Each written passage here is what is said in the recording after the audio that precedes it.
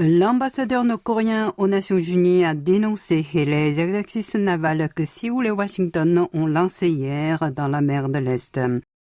S'exprimant hier à la tribune de l'Assemblée générale de l'ONU, Kim Song a affirmé que ces manœuvres conjointes étaient en train d'entraîner la péninsule au bord de la guerre. Il les a qualifiés d'actes extrêmement dangereux, allumant la mèche d'un conflit.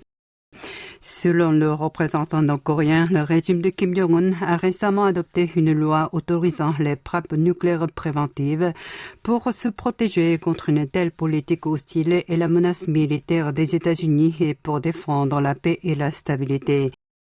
Il a ainsi dégainé la menace américaine pour justifier le développement militaire de son pays.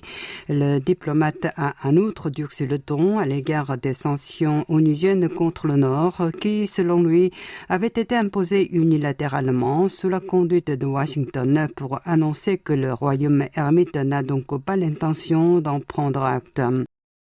Kim a également fustigé le Conseil de sécurité de l'ONU qui débat sur ces mesures punitives pour intervenir dans les affaires intérieures liées au droit d'autodéfense légitime d'un État souverain. Selon lui, cet organe sécuritaire ne joue pas son rôle à sa hauteur pour cause de la politique américaine de deux poids, deux mesures. L'ambassadeur n'a pourtant pas fait de remarques particulières sur le gouvernement de Yoon Song-yeol.